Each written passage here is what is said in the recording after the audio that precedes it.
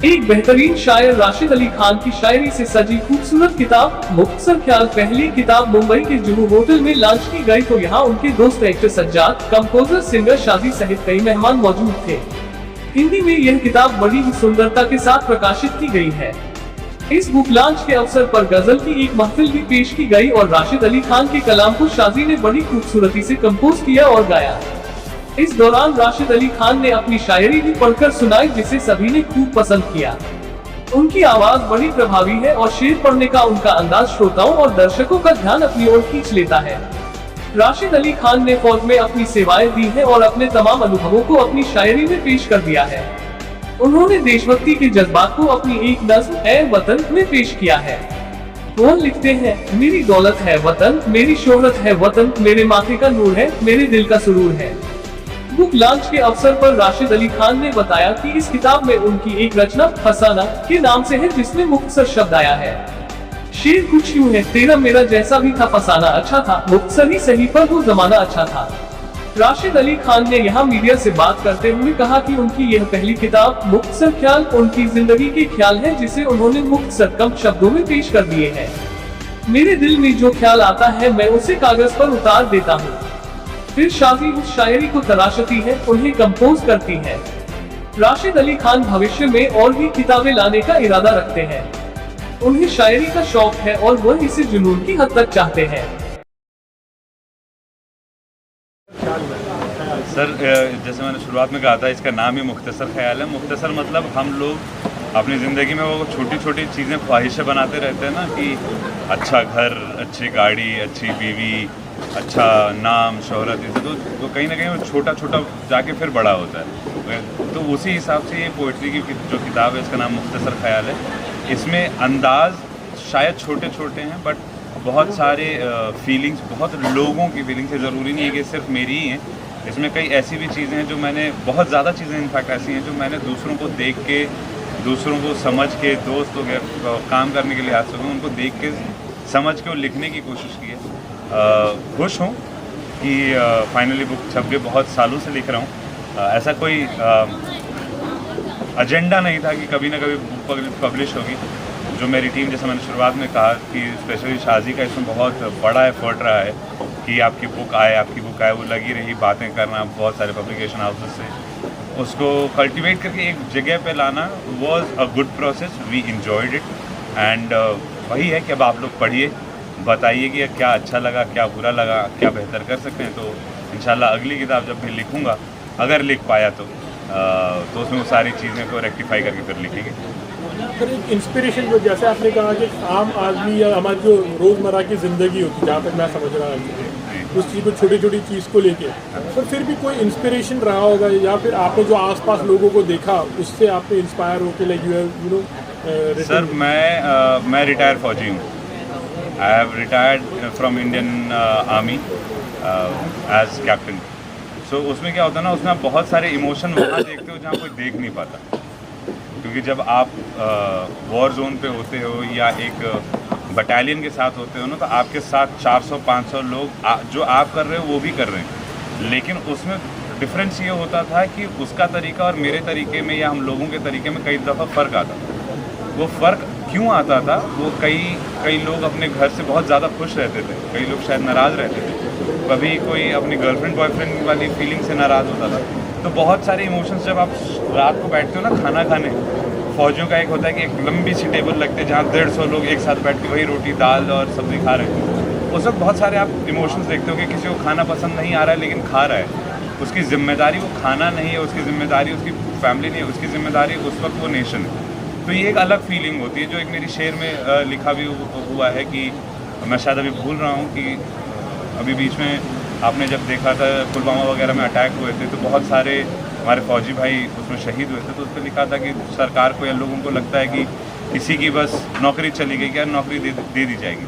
तो उसको मैंने गज़ल में लिखा था कि तुमको लगता है कि एक शहादत हुई है, एक इंसान मर गया है, लेकिन तुमको ये नहीं पता है कि यहाँ पे किसी के परिवार की रोटी चली गई है। तो ऐसे जज्बात भी हैं। फिर उसमें बहुत सारे फिल्मी तरीके की भी चीज़ें हैं। जैसे मेरे फेवरेट सिंगर हैं रफ़ी साहब, मैंने उनके ऊपर एक गज़ल लिखी हुई है। बहुत अलग अलग इमोशंस हैं। मैं हर जगह जहाँ से सीख सकता हूँ सीख के लिखने की कोशिश करी है। तो ये अमालगमेशन है सर। मतलब ऑल इमोशंस आर देयर, मतलब it can be Joy, sadness, सब कुछ है। Yes yes absolutely. मतलब आप हंसेंगे भी, आप रोएंगे भी, गुस्सा भी आएगा, क्योंकि मैं तंज ज़्यादा लिखता हूँ। जैसे अभी आकांक्षा ने शुरुआत में बताया था कि मेरा एक शेर था कि तुम्हारे दो शब्दों के बीच का मौन हूँ मैं, दोबारा मत पूछना कौन हूँ मैं। तो एक तंज है, अकड़ है, वो फौजी हूँ है, पठान हूँ है, लेकिन हाँ वो हर जगह ज़रूरी नहीं है कि मैं उसको दिखाता फिर। जहाँ ज़रूरी है वहाँ तो नहीं हुआ रियल लाइफ में, जहाँ ज़रूरत पड़े वहीं पे। वरना मैं कोशिश करता हूँ ऐसे दोस्तों से सीखने की कि कितना ज़्यादा झुक के रहा जाए, तो सब कुछ आराम से इत्मीनान से चल जाएगा। सजल भाई, आप क्या कहना चाहोगे राशिद भाई के बारे में? What are your best wishes to him? कितने सालों से आप उनको जानते जी। हैं? एक बात है, जब हम पहले मुलाकात की थी, मतलब वो जूम से मुलाकात की, हाँ, आपको याद है? मतलब एक आर्मी के साथ में बात कर रहा हूँ तो मैं इतना ये इसका जो इमोशनल पार्ट है वो तो मैंने देखा ही नहीं। जो जब हम उससे बात ज़्यादा मुलाकात की तो फनी पार्ट मेरे लिए ये था कि ये आर्मी में था बंदा और इतना स्ट्रॉन्ग भी लग रहे हैं, फिर भी बहुत ही इमोशनल है। और एक चीज़ जो हम देख सकते हैं जब आपके ऑफिस में आते हैं, देखते हैं हम कि कितने लोग को आप हेल्प कर रहे हैं। राशि सर, ये जानना चाहूँगा बहुत कि कोशिश कर रहे हैं, काफ़ी लोग टैलेंटेड होते हैं, लेकिन एक करेक्ट प्लेटफॉर्म मिलना या कितना कमर्शियल है ये मीडियम आपके समझ से आज के दौर में? भाई देखो, मेरे बाएं साइड में जो बैठा है ना, वो एक बहुत कमर्शियली सक्सेसफुल एक्टर है। तो आप उससे अंदाज़ा लगा सकते हो कि एक कमर्शियली सक्सेसफुल एक्टर जिसकी वो छाप इस इंडस्ट्री में बहुत बहुत स्ट्रांग है, अगर वो इंसान पोइट्री सुनने आया है तो कुछ ना कुछ तो होगा। और आप हर चीज़ को कमर्शियली नहीं आंक सकते। एग्जाम्पल के तौर पे बहुत बड़े शायर गुजरे हैं, जॉन एलियट साहब, कमर्शियली कभी सक्सेसफुल हुए ही नहीं। कोई भी शायर इनफैक्ट आज तक कमर्शियली सक्सेसफुल नहीं हुआ है। वो चाहे गालिब थे, चाहे मीर साहब थे, चाहे आप जॉन एलिया कह लीजिए, वो अपना उनका वो फ़न था, वो लिखते थे, उनको कहना था, वो कह गए। उनके जाने के 50-100 साल बाद एक बहुत अच्छे रैपर हैं और राइटर हैं रफ्तार, उन्होंने जॉन एलिया साहब के बारे में जो फिल्म बन रही थी उस पर लिखा, उसमें एक लाइन थी कि मैंने तुमको सुना है, नहीं मंटो साहब के बारे में इनफैक्ट लिखा था कि मैंने बरसों सुना है तुमको मंटो, मैं तो बनना चाहूँ तुम सा। तब वो एक अलग दायरा है। ये कमर्शियली तो कहीं भी नहीं जाते भाई, एक कमर्शियली शायर नहीं होते। लेकिन ये भी कहना चाहूँगा, जैसे जावेद अख्तर साहब हैं, बॉलीवुड से जुड़ाव होना वो कितना मायने रखता है? क्योंकि सर भी एक्टर हैं और इंडस्ट्री के नाम आना, इंडस्ट्री से जुड़ना वो कितना ज़रूरी होता है अगर पहचान भी बनानी हो, अगर पैसे की बात ना की जाए तो? सर देखिए, ना तो ये कमर्शियल एक्टर है मेरे लिए, ये मेरा दोस्त है। अगर मैं एक्टर को बुलाता तो शायद एटलीस्ट 30 तारीख को तो वो नहीं आता। आई एम 100% श्योर, बिकॉज मैं इस फेटर्निटी में, तो 30 तारीख को नहीं आता अगर वो एक्टर होता है। आई एम श्योर वो अपने क्राफ्ट के लिए बहुत अमेजिंग है, लेकिन वो यहाँ पे जिस वजह से है वो दोस्त की वजह से। और जिनका रेफरेंस सर आपने दिया है ना, वो पहले शायर, वो इतने बड़े शायर के बेटे हैं जावेद साहब, फिर उन्होंने कई वर्षों तक पहले फिल्में लिखी, फिर वो गाने। अगर आप सोचो कि अगर वही चीज़ होता तो सलीम साहब भी शायद गाने लिखते थे, उन्होंने नहीं चूज़ किया। तो शायरी शौक़ है, शायरी बिजनेस या प्रोफेशन नहीं हो सकता। लास्टली ये चाहूँगी कि आम लोग की ज़िंदगी में कितना डिफरेंस लाता है, जैसे आप अपने ख्यालात को व्यक्त करते हैं किताब के माध्यम से, ये ऐसे तो कितना ज़्यादा डिफरेंस ला सकता है एक आम आदमी की ज़िंदगी में शेर ख्याली? सर ये तो देखिए वो इंसान पे डिपेंड करता है कि कौन सी चीज़ इंसान को कब भा जाए, वो फ़र्क नहीं पड़ता और बहुत ज़्यादा इम्पॉर्टेंट नहीं होता। इम्पॉर्टेंट ये होता है कि मैं भले इम्प्लीमेंट करूँ या ना करूँ उस शायरी को, उस शेर को, उस गज़ल को, क्या मैं उस फीलिंग को समझ पा रहा हूँ। वो जो इंसान फीलिंग समझ लेगा ना, मेरे हिसाब से वही वो क्रक्स जिसको कहते हैं ना, एक उसके किसी चीज़ की अगर व्याख्या करनी हो तो उसका सारांश पढ़ लीजिए। तो सारांश अगर इंसान को समझ में आ जाए पोइट्री का, वही है ना सर। उससे ज़्यादा वो कितना अपनी लाइफ में इम्प्लीमेंट करे ना करे। जी सर, मेरी गज़ल तो मुझे पता नहीं था कि मैं गज़ल लिखता हूँ। वो तो शाजी की मेहरबानी है कि शाजी ने उसको कंपोज किया, उसको गाया। मुझे नहीं लगता था कि मैं लिख पाता हूँ ढंग का। वो मैं बहुत ओपनली और बहुत ओपन फोरम में कह रहा हूँ, शाजी की बदौलत मुझे समझ में आया कि वो गज़ल है। मैं अपनी फीलिंग लिखता हूँ। जैसे मैंने शुरुआत में कहा था, मुनव्वर राना साहब का एक शेर है कि ना मैं चोटी बनाता हूँ ना कंघी बनाता हूँ, मैं आप बीती को जगबीती बनाता हूँ। तो मैंने वो जगबीती लिखी थी, उसने उसको गज़ल में ढाल दिया, उसने एक कॉम्पोजिशन बना दी उसकी, तो वो तो उसकी काबिलियत, मेरी कुछ नहीं है। वैसे तो आगे आने वाले दिनों में मतलब कुछ अगर गाने गज़ल या गाने लिखोगे आप जो भाई मैं लिखूंगा, बाकी का काम शादी को मालूम है कि वो गज़ल बनेंगे कि गाने बनेंगे या स्क्रैप होंगे, वो मेरी जिम्मेदारी है सिर्फ लिखना। मैं लिख देता हूँ शायद टूटा फूटा, फिर शादी उसको तराशती है, उसको मीटर पे बैठाती है, उसकी कॉम्पोजिशन बनाती है, क्योंकि वो आसान काम नहीं। मुझे अपने गज़ल को, अपने शेर को काफ़िए में तो ले आता हूँ, लेकिन उसको प्रॉपर मीटर में लाने का बहुत डिफिकल्ट काम है, मेरे बस की नहीं। तो मुझे पता ही नहीं है कि कौन सा गाना गज़ल बनेगा। शादी से पूछा, शादी प्लान क्या है? अगले हफ्ते की शादी को भी नहीं। कम अरे आजा। अभी जवाब तो आपके पास है ना। जो बोल रहे हैं आप वही प्लान किया। हाँ भाई फ्रेम में आ रहा है क्या? नहीं मैंने थोड़ा ऊपर आप कहते तो हैं आपका जिक्र और कर लो ना थोड़ा, मैं ऊपर कर रहा हूँ, मेरा नीचा हो रहा है। या ma'am what have you to say about Rashi का जो इनकी किताब अभी यहाँ पर जो है एंड आपका जिक्र कर रहे हैं कि आप नॉर्मली आप तराशते हो उस चीज़ को, तो समथिंग अबाउट राशि।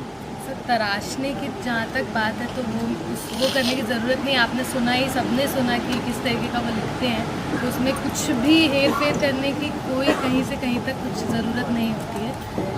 ये ज़रूर है एक बात जो सबसे ज़्यादा मैं इस चीज़ को मानती हूँ कि इनके लिखने की वजह से कॉम्पोजिशन और म्यूज़िक, एक्चुअली म्यूज़िक क्या था, वो ये भी मानेंगे कि मैं जैसे आई थी मुंबई और अब जिस जगह पे मैं आ गई हूँ म्यूज़िक के लिहाज से और हर लिहाज से, मैं तो कहूँगी बहुत इम्प्रूवमेंट उनकी वजह से मुझे हुआ है। कुछ उनसे सीख गई हूँ और उनको वो चीज़ें पसंद है, इसलिए वो इतनी तारीफ़ कर रहे हैं। वरना मैं जितनी भी, अगर मैं एक कॉम्पोजिशन बना रही हूँ, अगर मैं उनकी कंपनी में जब से काम कर रही हूँ, मैं कोई गाना भी अगर किसी की कॉम्पोजिशन गा भी रही हूँ, तो जितना भी इम्प्रूवमेंट मुझ में आया है और हर दिन वो चीज़ मुझे रियलाइज़ होती है, her end of the day मैं एक चीज़ हमेशा रियलाइज़ करती हूँ कि I am very very very much thankful कि मुझे ऐसा इंसान मिला लाइफ में कि इतनी अच्छी इंस्पिरेशन बन सके कि मेरी कुछ चीज़ें उनको पसंद आ रही है, मेरी बहुत बड़ी खुशनसीबी है। आजकल बहुत सारे शायर हैं, इनफैक्ट लाइक यूज से कि सोशल मीडिया आ गया है तो everyone feel like they can, but जहाँ पर हम लैंग्वेज की बात करते हैं, इनफैक्ट लाइक या उर्दू आना या जो तलफ़्फ़ुज़ जो होता है हर एक उस चीज़ का लोगों को, तो कभी कभी आप भी देख रहे हैं कि वर्ड्स को किस तरह से बोलते हैं, क्या हाउ इम्पॉर्टेंट इज दैट, या फिर वो बहुत सारे लोग आ गए मगर वो चीज़ से कभी कभी दुख भी करता है कि क्या कर दिए लोगों ने ऐसी। सर मेरा तो सबसे बड़ा ऑब्लिगेशन ही मेरे लिए सोशल मीडिया है। तो किसी एक बहुत बड़े शायर ने एक दफ़े कहा था कि अगर लोग तुमसे बहुत ज़्यादा चिपकने लगें या लोग बहुत ज़्यादा लोग तुम्हारे पास आने लगें, इसका मतलब ये नहीं है कि आप बहुत अच्छे हो, इसका मतलब ये है कि आप बहुत ज़्यादा सस्ते हो कि हर कोई अफोर्ड कर रहा है। तो वही हाल सोशल मीडिया की वजह से है कि हर कोई उस पर है, मैं भी हूँ, मैं अपने आप को भी उस पर काउंट कर रहा हूँ, बट आप उसको किस लिहाज से कंज्यूम कर रहे हैं, वो कंजम्पशन आपकी क्या है, वो उसके ऊपर डिपेंड करती है। और सर जहाँ तक बात तलफ़्फ़ुज़ की, मेरी खुद की ठीक हो जाए, मैं दूसरों को कहूँ मेरी खुद की ठीक नहीं है, मैं तो सीख रहा हूँ अभी। जिस दिन मेरी शायद ठीक हो जाएगी, शायद कभी, तो मैं कोशिश करूँगा कि कुछ बोल दूँ, वरना अभी उतनी। माशाल्लाह हमने तो जो कुछ भी सुना हमारे तरफ से तो आप and the voice what you have is also like sir वही कहते हैं, अब आप बुरा मत मानिएगा, आप सारे दोस्त भाइयों के लिए, लेकिन please don't get it offended. वही कहते हैं कि अंधों में कांटे राजा, तो हम कांटे राजा हो गए क्योंकि आपने मुझे सुन लिया। मुझसे बहुत बेहतर शायर, बहुत अच्छे बोलने वाले लोग बैठे हुए हैं, हो सकता है शायद उनको अल्लाह ने उतनी फैसिलिटी शायद नहीं दी है कि वो यहाँ तक नहीं पहुँच पाया। अल्लाह का एहसान है कि मुझे उतनी मिल गई, मैं यहाँ तक आ गया, उतना ही फ़र्क है बड़े भाई। Otherwise I don't think so. I am standing anywhere in the lines. How do you rate him in fact? I mean, in case if you have something where you're, तो आप कितना recommend करोगे या आप उनको कुछ बोलोगे कि हमारे लिए लिखिए या मेरे लिए लिखिए? अब recommend नहीं, मतलब रेट नहीं करूँगा, recommend तो करूँगा। अब मैं कौन हूँ कि किसी को रेट करूँगा, प्रेशर करूँ। बट क्या है कि हम काफ़ी इवेंट्स के लिए आए थे आपके पास। एक वजह ये था कि शायरी सुनने के लिए और अभी अच्छे हो गया, हमारे काम भी आसान हो गया, तो अब किताब है अपने पास, मुलाकात फिर भी होगी, मतलब होगी। वैसे पर इसीलिए तो हमें तो अच्छा ही लगता है।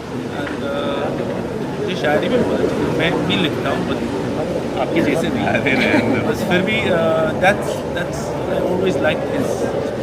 फाइनली वन लास्ट, आप कुछ अपनी किताब में से जो आपकी कुछ दिल की करीब हो, शायद सभी चीज़ें होगी, पर कुछ अब जिक्र के आपको सुनाना चाहो। चलिए वो याद है मुझे। अच्छा मेरी प्रॉब्लम है, मुझे मेरी शायरी याद नहीं रहती। तो मेरी शायरी है मुझसे ज़्यादा इसे याद है, क्योंकि वो लिखती रहती है, उसको फॉर्मेशन वगैरह। तो मेरा एक बहुत फेवरेट है मेरा पर्सनली, दो सुनाता हूँ। दूसरी वाली आप कहीं चेप सकते हैं, क्योंकि लोगों ने पहले चेपा हुआ है। तो पहली वाली शेर है कि समुंदर जब भी किसी की कहानी कहे है, नए मौसमों की ज़ुबानी कहे है। समंदर जब भी कहानी कहे है, नए मौसमों की कहानी कहे है। आ चल तुझे ज़रा सा मीठा बना दूँ, आ चल तुझे ज़रा सा मीठा बना दूँ, समंदर से दरिया का पानी कहे। और दूसरा वाला ये था, ये बहुत टाइम बाद लिखा था कि